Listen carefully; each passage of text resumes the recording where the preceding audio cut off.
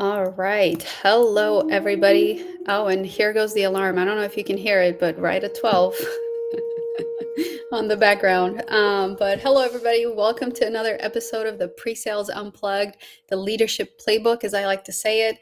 I'm Arvi. I'm the founder of Elite Talent, and our company helps SaaS founders and also let this go through real quick. There we go. Leaders to hire top pre-sales and post-sales talent. But today is not really about us. Today, actually, I'm super excited. I'm bringing on somebody very special that I want to spotlight. He's been in the industry for so long. You guys probably already recognize him just by seeing him here. But his name is Chris White. He is a published author of the six habits of highly effective sales engineers. I want to make sure I didn't get that wrong. And some of you guys have probably already read this book. I've personally heard great feedback of that book overall. So thank you, Chris, for being here. I'm super excited to have you. It's my pleasure to be here. As you don't know, I do quite a few of these things in life myself. It's nice to be on the other side of the table. Yes, Let somebody else, worry take about the lead. questions. So it's a delight to be here. That's awesome. Yeah, I can totally feel that for sure. I'd love to, first of all, just get started with tell us a little bit about how you got into this wonderful world of pre-sales. Yeah, I'd be happy to. Before I do, I have to remind me where is it that you live that you're getting tornado warnings on? And I'm in Columbus, Ohio. So, okay. I think you told me that. I knew that. My wife is from Ohio, so yes. and you don't actually have a tornado. This is just a test of the emergency broadcast. Yeah, they do it every Wednesday, 12 p.m. on the dot. Like they go 2 rounds and then we're good. Very good. I thought maybe they were just informing the neighborhood that we started our LinkedIn, and if you haven't tuned in, That's now's the time to tune in. So. yes, I love that. So to answer your question, and if anybody who happens to be listening has heard me speak before, they may have heard my story. So I'll be brief. I started my career as a programmer analyst in the early 90s. So dating myself here, I was literally working on mainframe systems, doing COBOL and DB2 and CICS. Believe it or not, green screen computer software and applications. I did that for about 15 years. I got into consulting, enterprise architect, and about 15 years into my career, honestly, RV, I was making more money than I thought I'd ever make, doing exactly what I thought it was that I wanted to be doing. And yet I was miserable in my job. And I thought there was something wrong with me. And I literally went through a professional career development program, not unlike some of the programs that we're familiar with. And when I went through that program, the gentleman I worked with, who still happens to be a friend, by the way, said, Chris, there's nothing wrong with you at all. You just have skills and talents that need an outlet. And if you don't have a job that gives you the opportunity to use those skills and those talents, you're going to be like a caged tiger pacing back and forth. I thought, oh my gosh, that is so me, So that gave me the courage to test my hand at sales in the context of being a sales engineer. What's ironic is my first job was in 2005, so it was 20 years ago.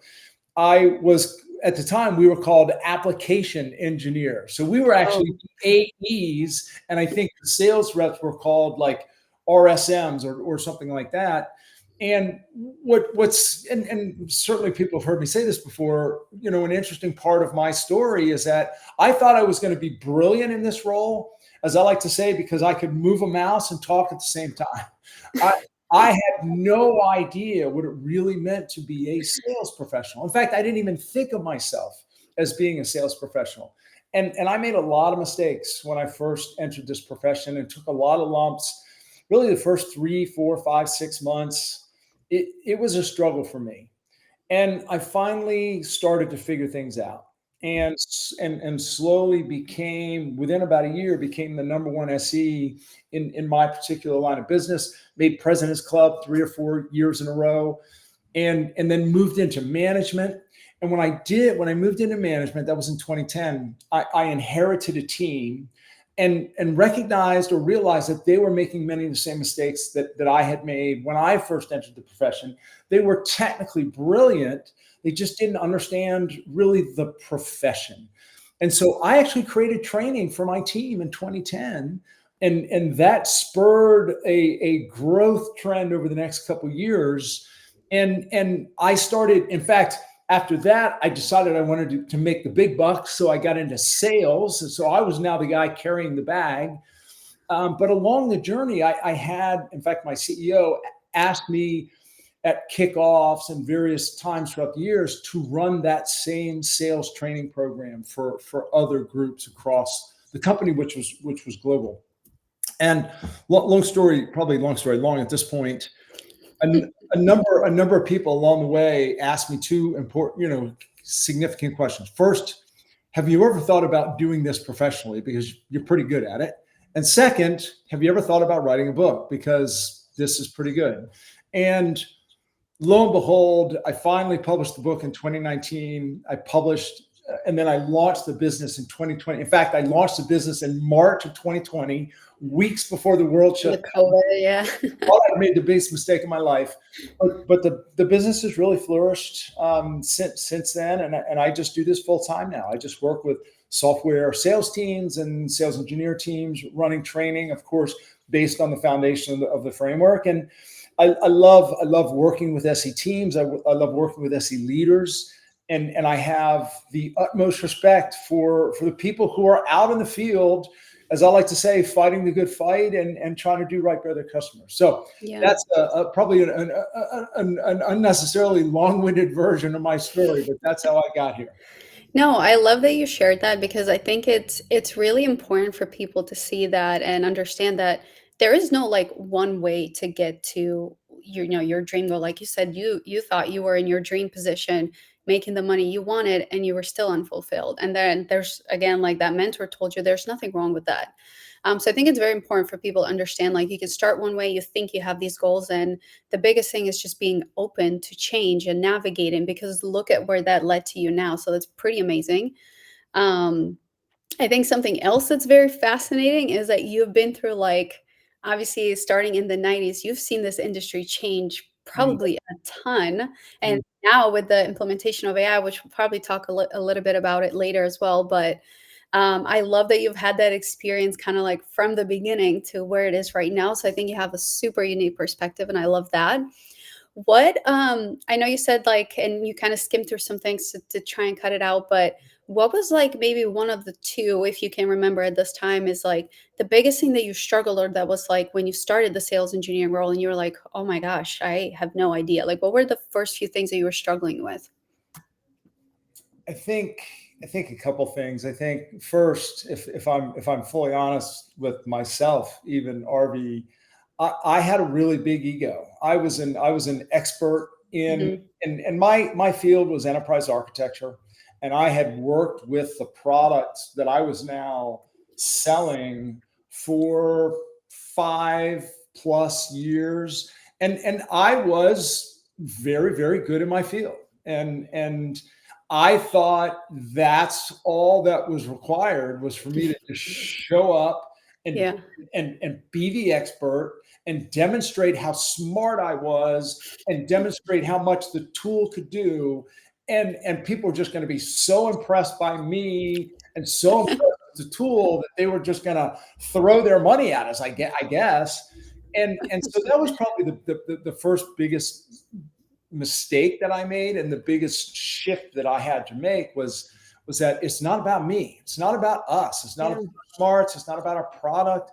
It's about our desire to understand the prospect and the customer and what they're trying to achieve, and then position and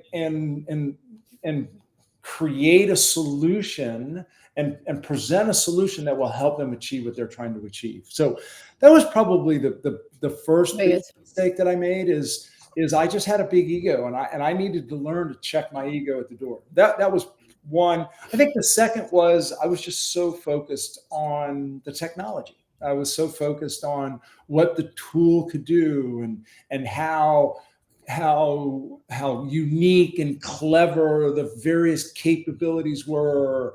And Mhm. it was there's a movie that many of us have seen, I'm sure, called The Field of Dreams, and the one of the famous saying in The Field of Dreams is build it and they will come, right? I think that was sort of the attitude that I had, was I'll just build the perfect demo, I'll just and show the perfect example, and they will come. Well, guess what? It doesn't work that way. So I really had to completely and totally shift the way I thought about the profession, and the way I thought about my role in the context of the sales team. Yeah. First of all, thank you for being honest and transparent. I think that that happens even nowadays. I mean, people have egos; they think they know it all.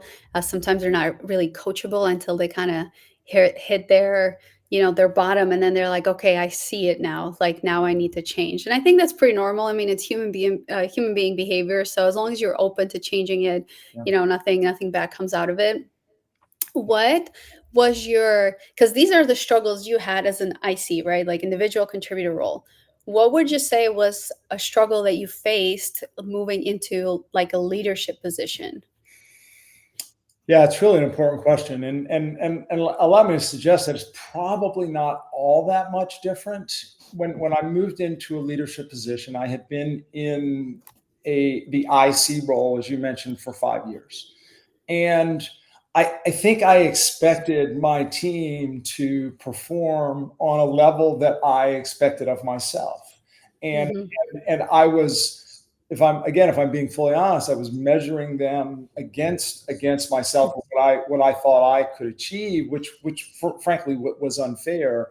And in many cases, I was trying, if I didn't see the performance that I was looking for, in many cases, I was trying to step in and take over, or sort of drive, rather than be a coach, Yeah. help them develop for themselves, and really be their guide.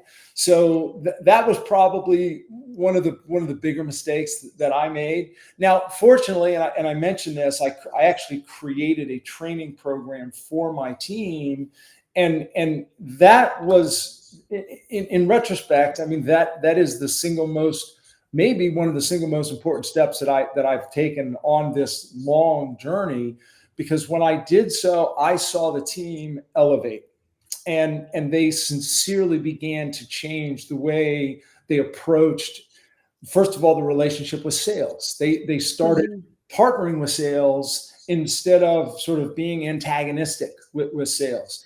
They started engaging in discovery rather than just jumping in to do a demo. They started preparing more with a focus of, well, what is this customer trying to achieve? And how can we position the demo, not around the things that I care about, but how can we position it and show them the things that are going to be most meaningful to them, and demonstrate how they can achieve what they're trying to achieve.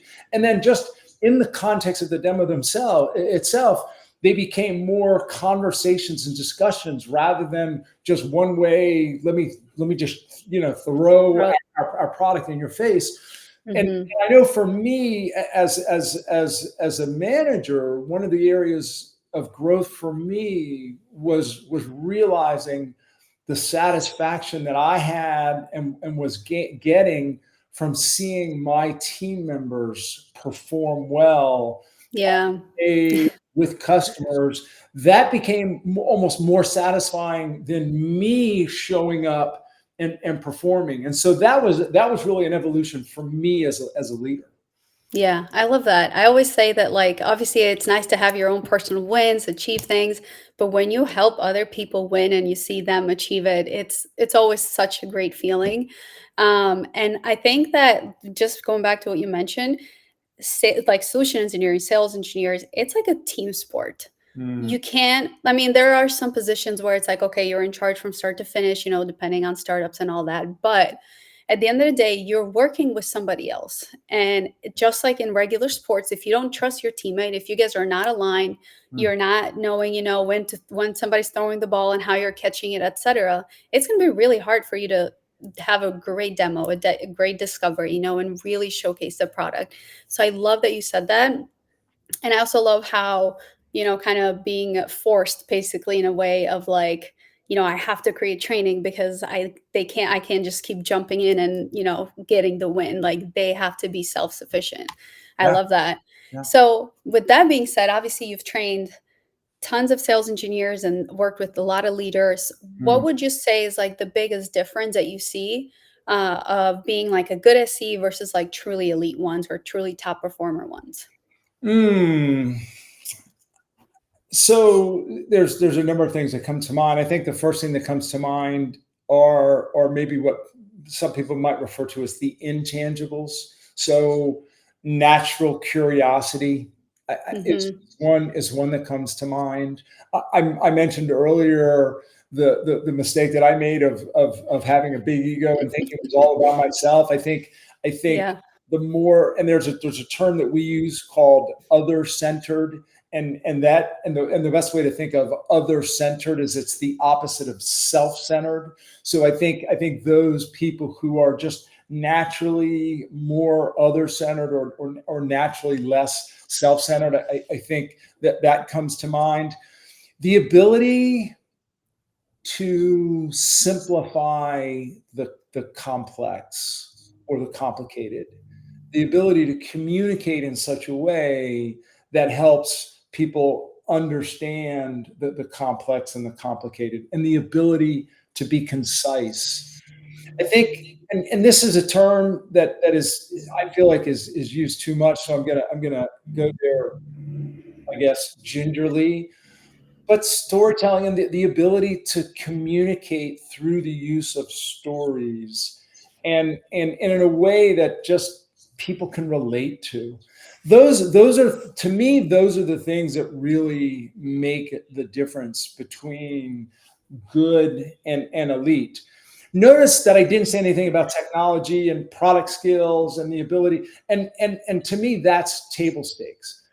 I think there's one other thing, and it probably goes a little bit with this notion of being other centered, is just a thirst for learning, a Yeah. constant thirst for learning, a constant thirst for growth, to a certain degree, never feeling overly satisfied with Yeah. where you are, and recognizing that there's always room for growth, there's always room for improvement. These are some of the things that come to mind for me. Yeah, and I honestly agree with all of them. Would you say that, of course, that's what makes somebody an elite sales engineers? Would you say that either all of those or maybe some of them are coachable where people can learn? Or do you think are some that just like, really if you don't have the natural curiosity, I can't teach it. Like you'd have to, what are some of those traits that you feel like are coachable versus not? Yeah, I think it's an important question, and I'm going to take just a half a step back, and, Yeah. and share a perspective on the difference between skills and talent. And the reason this is important, for this conversation, I think, in fact, in a number of ways, I mentioned the professional career development organization and program that I went through at this point over 20 years ago, that gave me the courage to get into this profession. The gentleman that I worked with, the program that he runs, he takes people through a number of aptitude tests, and one of the things he's testing for is talent, and just natural ability, natural talent. And it's interesting. I'll give you an example. One of the things that he tests for is rate of idea flow, which is Hmm. a really interesting thing to test, right? It's something that most people don't think of. And by the way, the way they test for this is very interesting. They invite participants literally to pick up a pencil, and they give them a scenario. I think the scenario they gave me was, you're in an elevator, it stops halfway between two floors. What do you do? And the assignment is, write as much as you can for 1 minute. And then after 1 minute, it tells you to put your pencil down. And based on that 1 minute of writing, given that scenario, they can basically measure your rate of idea flow, like how quickly Love that. process ideas, right? It's so interesting, right? Now, Yeah. I happen to score quite high on rate of idea flow. Now, by the way, one is not better or worse. It's just it, and the reason they do this is there are certain jobs that are better for people who have a Yeah. high rate of idea flow versus jobs that are better for people with a low rate of idea flow. And the example they give is medical doctor. If you're in the medical profession and you have a high rate of idea flow, you might be better working in like an emergency room because you're, Mhm. whereas if you have a very low rate of idea flow, you might be better doing research for a cure for cancer because you could spend your entire career and that requires a great deal more of concentration, right? So not one is not better. By the way, right? I believe that rate of idea flow is very good for sales engineers because it gives us the ability to think on our feet, right? Now, why did I take all this time to talk about this? I do believe there are certain things like rate of idea flow which are more of a natural capability and they're not necessarily coachable or teachable. Either you can Yeah. or not. Now, does that mean you can't learn it a little bit? Of course not. And here's the example that this particular gentleman gave, which is absolutely brilliant. He said, think about it this way. Cats can climb trees, but squirrels live in them. Mm. You a cat climbing the tree or you a squirrel in the tree? It doesn't mean you can't do it, but what comes naturally? Okay. Mhm. Mhm. Those are talents. Now, skills, on the other hand, and some of the intangibles and some of the soft skills. If it's not one of these talents, like I've just spent a minute talking about, and it's really a soft skill, like maybe being more empathetic or being a more engaged, active listener. I do believe that can be coached, but I believe it requires us as leaders, as managers, as coaches to be able to hold up a mirror and help people reflect and see and understand. If we don't have awareness of where some of our weaknesses are, then I don't believe it can be coached.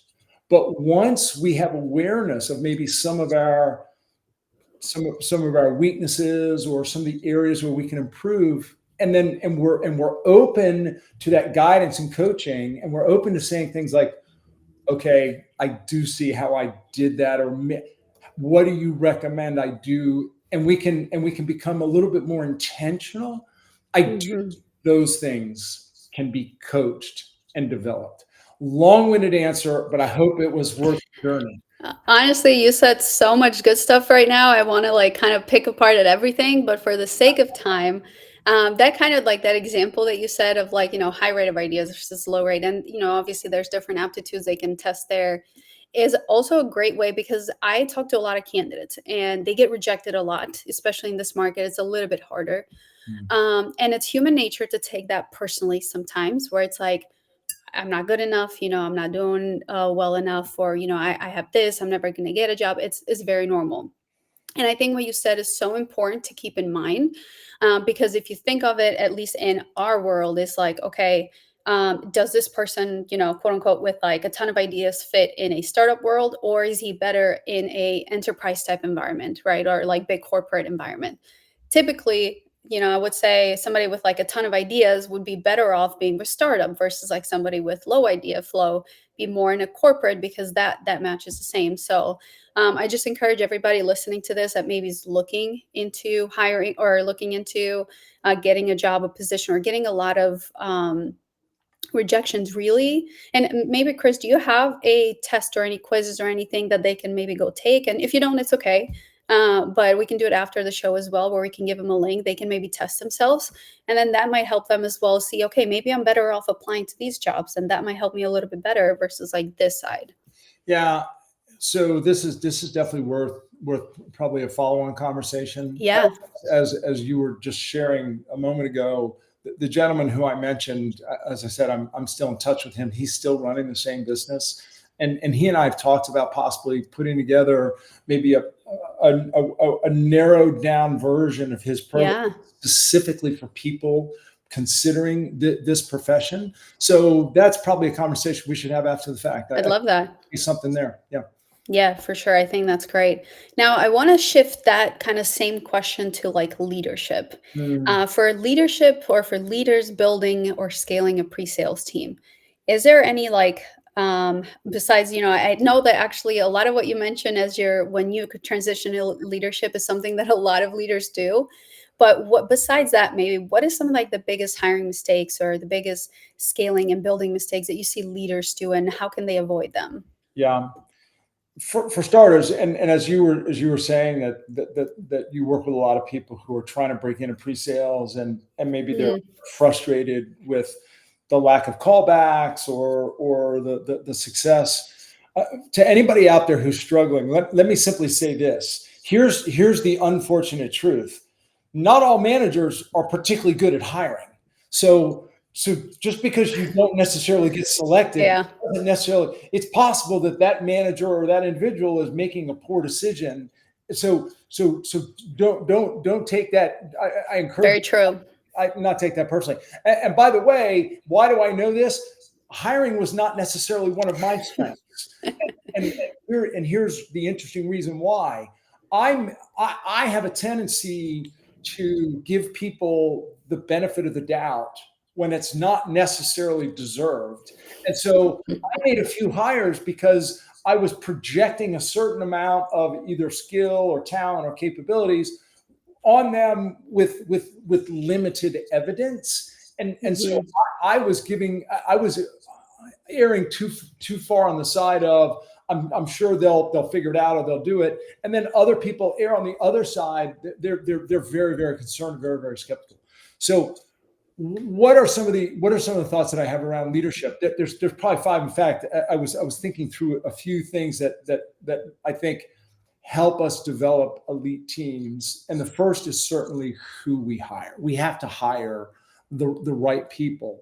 And I think as leaders, of course, there's a certain minimum technical capability required for any job, and that bar is at different places depending on the product, depending on the company, depending on who it is you're selling to, et cetera. So you have to check the technical box. Yeah.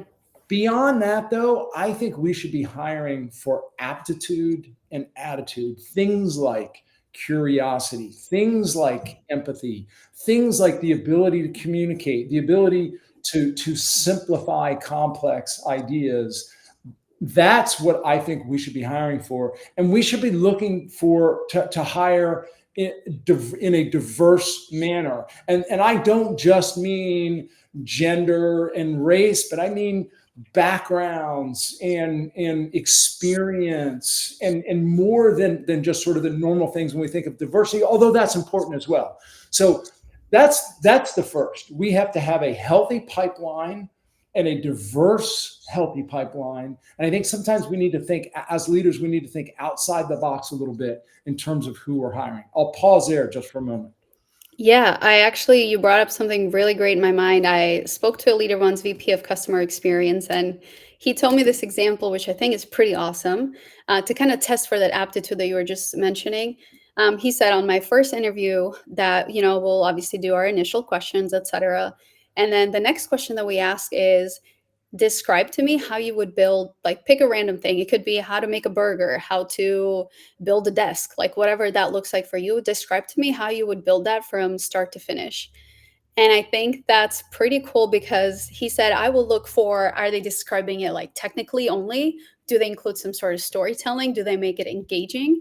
And in this role, right, like pre sales or even sometimes post sales, all of those is what you're really using on a day-to-day basis. So I thought that was a pretty awesome example of, just testing all of those things that you just mentioned into like one interview and something that has nothing to do with the role specifically, just like what you would do in a day-to-day life. Yeah. Is there any other example that maybe you have or you've seen leaders do extremely well and like how to test those? There's one in particular that I'm always looking for now, and I wasn't as good earlier. And Yeah. leaders that I work with, I'm always telling them, look for this, no matter what your question is. And it might be something as simple as, before we get started, why don't you just tell me a little bit about yourself? Yeah. Do they jump right to the answer, or do they ask you a clarifying question before they answer? Okay, pretty cool. One thing, and it might be something as simple as, so tell me a little bit about yourself, Chris. be happy to tell you a little bit about myself. Before I do, could you just tell me, is there any particular context that you're looking for before I just launch into my, you know, background? Just that one little thing is an indication that they have a natural ability to ask for clarifying question, and they want more context before they just start spewing. So Yeah. that's a really good one. You know what, Chris? I noticed what you did here because when I asked you the first question, you started, clarifying with me a little bit, and then you jump into the answer. So I see what you did there. Bingo. I love that. Okay, I want to shift a little bit into the partnership between AEs and SEs. Yeah. What would you say that looks like? And I think leaders have all different kinds of concepts here, right? Of like, okay, this is the best way. This is the best way. One, do you think they should be training together? Or what do you recommend, in terms of like their partnership, their not alignment? What should that look like in practice in real life? Yeah. And it's interesting. I think there were two or three questions there, sort of bundled, so I could go in a few different directions. What does effective look like? And anybody who's heard me speak before knows that I spend a lot of time talking about this. In fact, if you're familiar with the 6 habits, habit one is to partner with your sales counterparts. I believe it is foundation for our role and for our profession.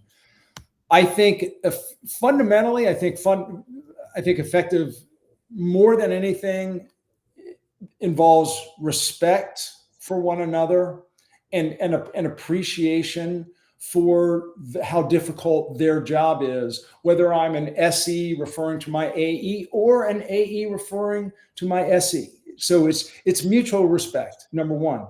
Number two, it's the ability to communicate. And again, this is another term that's probably thrown around too frequently, and we all say, yeah, we need to communicate better. Here's my challenge for anybody listening to this. It's not just the ability to swap ideas or to have meetings. It's the ability to listen, and it's the ability to challenge one another respectfully when there's a disagreement, when you're not necessarily seeing eye to eye. And let me tell you right now, if there's never any disagreement between AE and SE, either we're not being honest with ourselves, or we're not being honest with each other, or we just aren't actually developing the right kind of, because AEs and SE, they're going to think differently. They're going to approach or want to approach deals differently. They're going to have different opinions about the right way to engage a client, approach a meeting, etc. So the ability to have what might otherwise feel like difficult conversations, but those are always going to produce better results. And then the third is developing trust. And trust is a two-way street. It has to be extended. It also has to be earned. So those are probably the first few thoughts that come to mind. I think from the perspective of an SE, I have something that I call the 51-49 rule. And that is, I do think we need to find our voice. We need to have an equal seat at the table. We need to have an equal vote. But because it's their neck on the line for the deal, they get the final vote. We Yeah. have 49% of the vote. They have 51% of the vote. State your piece, find your voice, have a point of view. But then if they say, well, we're still going this way, then it's our job to go. So that's probably the first thought. The only other thought that I have, because we're talking about management as well, is I think we as managers, we have to build those bridges with sales leaders. And frankly, while we're talking about it, we have to build bridges with product. We have to build bridges with marketing. We have to give our teams the opportunity, and our team members the opportunity, to be the voice of the customer with product and with marketing. And we need to earn our seat at the table with sales. So I think as managers, we're the ones that create sort of the scaffolding, if I can use that term, or connections that then they can leverage and use. I'll pause there just for a moment. No, for sure. I love that. I think that kind of going back to what we were saying earlier, it's a support team, right? Like you have to you have to be able to communicate. And I'll tell you, I'm an introvert myself, and one of the biggest things that I've had to learn a lot the past few years is being okay with respectfully challenging people. Mhm. Again, in a respectful way, right? I work with leaders that are hiring, and it doesn't. I do this on a daily basis. I'm currently or constantly recruiting. I'm not an SE, obviously, but I'm constantly recruiting, talking to leaders. I see a lot around what's going on and what's working and what's not. So sometimes where I feel like, at the end of the day, it's like I don't fully agree with what they're saying. It was like, or I think that we should go this route. I love that analogy. I still hold 49% of the vote and they get the 51, but at least I still made it known that, hey, this is where I think we should go. But let's try this way first if you're really set on it, and then we'll move on to the next direction. Yeah. Another way to think about it is the recommendation is mine. The Mm-hmm. decision is It is yours. and, Love that. and incidentally, one of the things you also asked is should they be trained together? And it's interesting. Mm-hmm. Most of the work that I do, at least 70 or 80% of the work that I do, is training sales engineers. And there are some organizations that bring me in to train AEs and SEs together. But interestingly enough, almost invariably, at some point when I'm working with the SEs, either one of the individuals in the group or even one of the managers says, we should probably have the AEs in this training. They should probably be hearing the same Yeah. thing that we're hearing. And they're 100% right.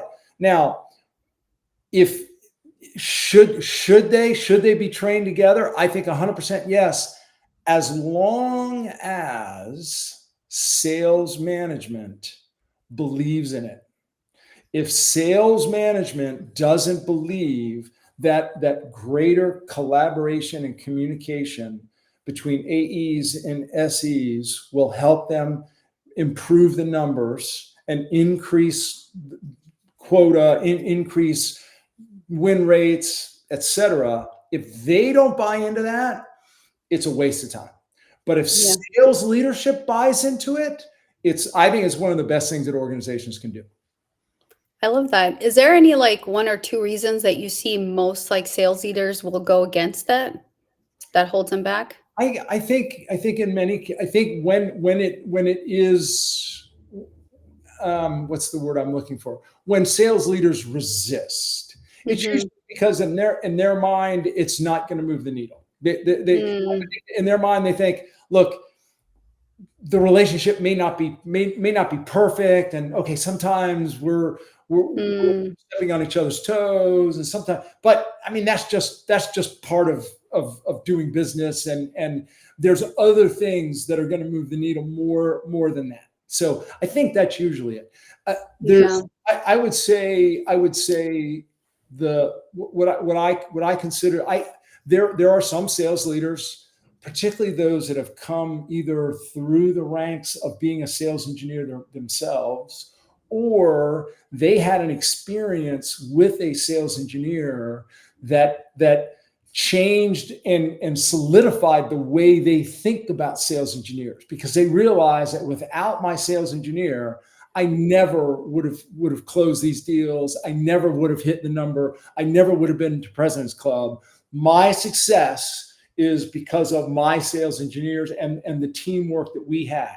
When they move into management, they're completely and totally bought into this idea of better collaboration. If they Yeah. quit and they move into sales, more than likely they're not as big on it. Yeah. I love that. And I think that's a great segue actually to my next question. If most SEs are wanting to transition into leadership, is there anything specifically that they should be focusing on developing early to make that successful leap? I think it begins by thinking beyond yourself. It begins by thinking beyond the success of yourself. And I challenge anybody who is a sales engineer that thinks they wanted to get into management. Why? Mm-hmm. What is your why? Is it because you want the title? Is it because you want to control people? Is it because you want the bigger paycheck? Although in many cases it's not necessarily a bigger paycheck. Or is it because you really want to build a culture? Is it because you really want to build a team? Is it because you want to develop people? Is it because you want to create those bridges between sales engineering and sales and product and marketing? If it's that, and you believe you can have a bigger impact by empowering others around you, awesome. And so to answer your question, how do we do that? There are ways to begin doing that before you have the title of the manager. Reach out to marketing and Yeah. get involved by offering to help, do webinars, reach out to product, offer to be involved in the customer board, feedback boards, or what have you. Reach out to sales. Reach out to your sales leader and say, hey, would love to get some time with you just to see if there's anything else me and my team could be doing to better help your account executives or sales teams. Is there any way we could be operating in a more efficient or effective manner? Show that productivity, and Yeah. people are going to start thinking of you as more than just someone to stand up in front of the customer to do a discovery or a demo or a POC.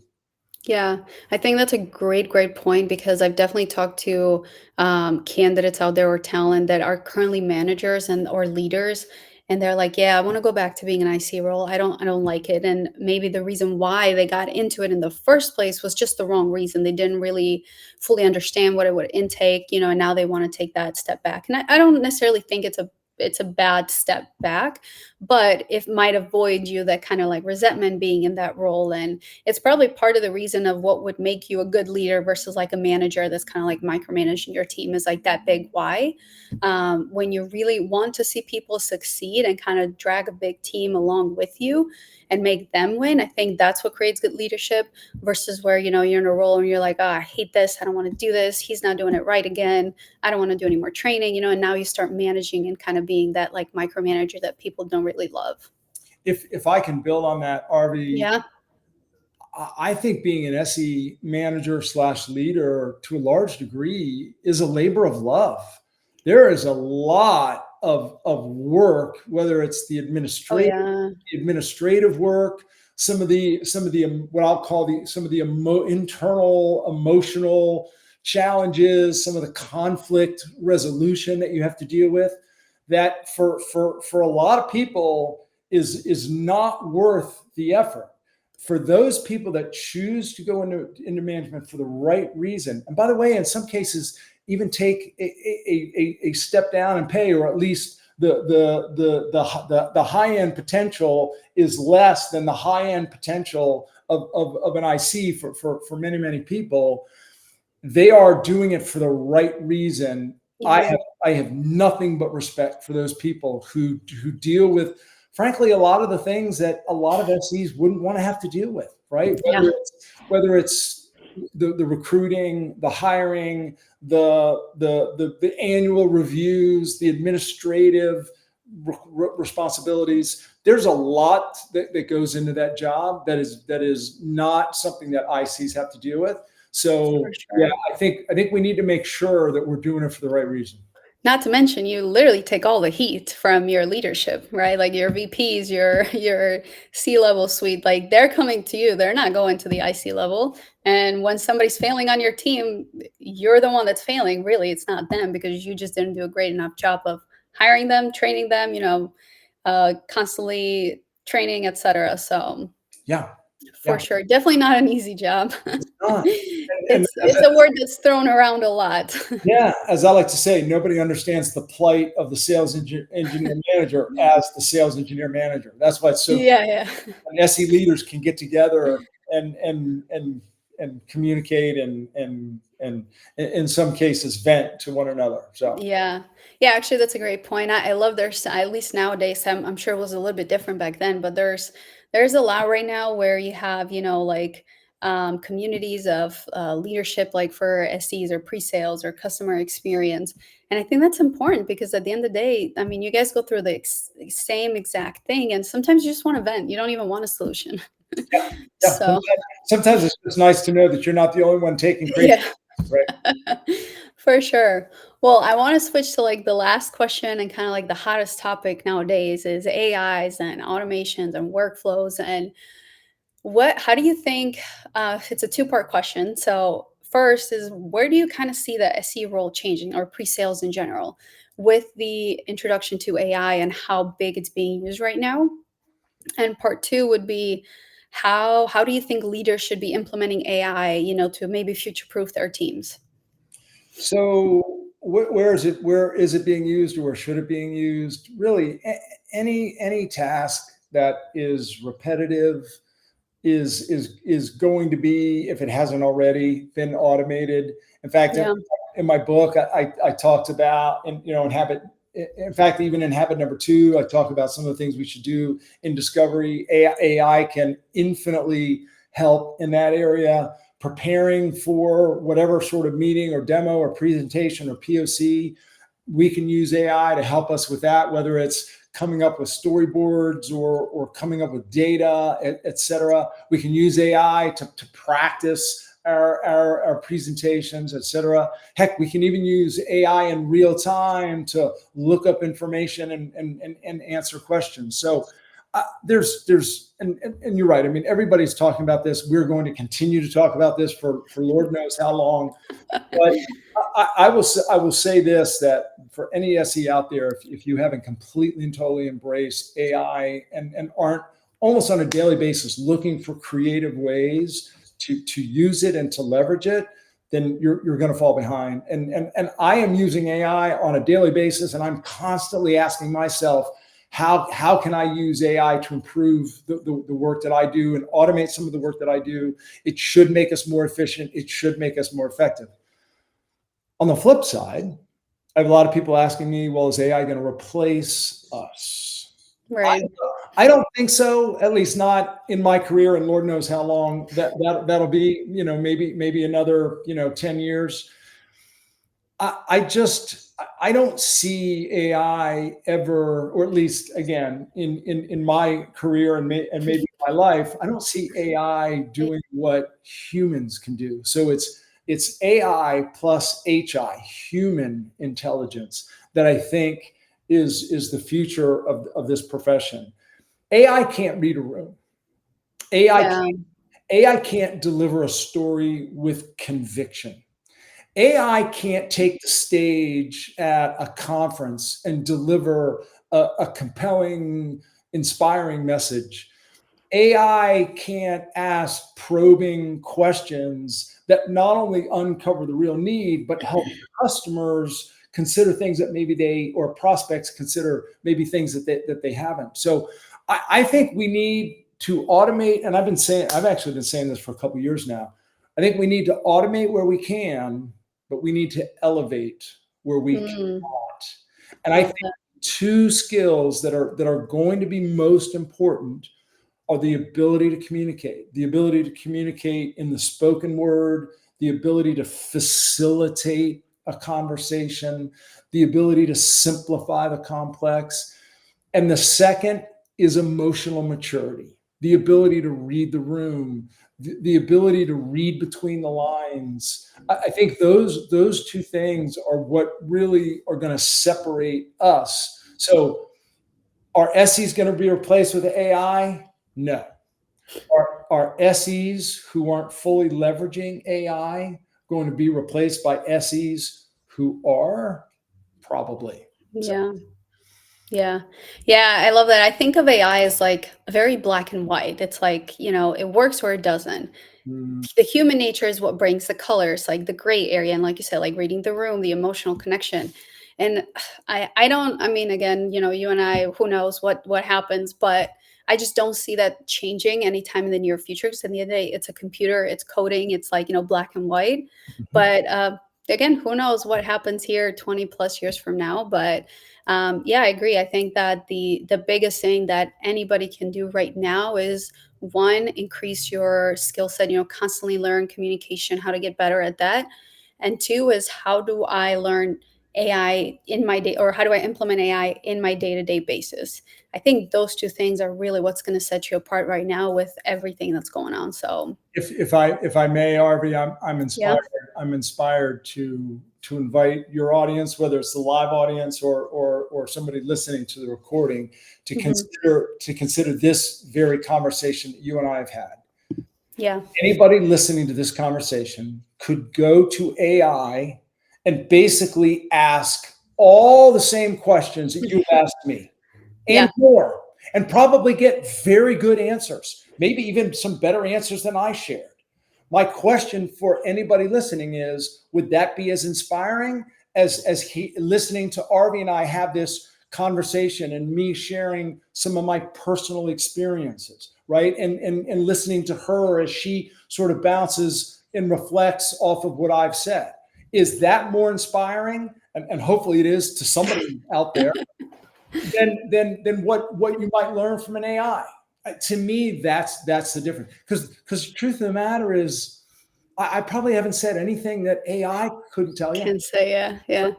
It's really funny that you just said that, because I would literally go to AI, because I have business mentors too. I'll go to AI, ask it a question, and then it just, for some reason, doesn't always like fulfill me, like the answer. And then I'll ask it, live with my mentor, and then he'll give me that same answer. And I'm like, you know what? I believe you better than the AI. So I agree. I think that human interaction, I think we're all craving. And funny enough is I've heard from a ton of leaders. I've been even to, um, people, speaking and trade shows and all that stuff within the software development world, and everybody's talking about AI and how do we automate this and that and this. And at the end of the day, they always end with, but we're craving human interaction. We don't want things to sound like AI. We don't want things to be always automated. And people can pick up on that now. So I think I totally agree in the sense of like human interaction is not going anywhere. And I think the more AI we implement, the more we're going to crave it as human beings, because that's just how we are. 100%. 100%. Love that. Well, thank you, Chris. This has been really, really amazing. I mean, there's so much here that we could dive way deeper into. We'll probably have to do a part two at some point and just kind of push this conversation even deeper. Where should people find you if they want to connect with you, whether it's leaders or SCs? Where should they find you? What's the best way to connect with you? Of course, they can find me on LinkedIn, and I assume you'll have a link to my profile on LinkedIn if we're not already connected. They're welcome to go to techsalesmastery.com to learn more about the work that we do for sales and sales engineer trainers. And of course, the book is available on Amazon, The 6 Habits of Highly Effective Sales Engineers. If there's anybody out here who happens to be catching this, who has not read the book or is not familiar with the book, of course, I welcome you to take a look. So Yeah, and I will link this as well, on the recording end as well. If you're listening to this live, there will be a recording to this. You can go back, take tons of note from what we just said and what Chris shared here. So it was honestly great. But feel free to connect with Chris over on LinkedIn. We'll link everything, and we'll keep an eye out if you guys have questions after the live as well. We'll make sure to go back and answer them. But thanks again, everybody, for tuning in, and we'll see you on the next one.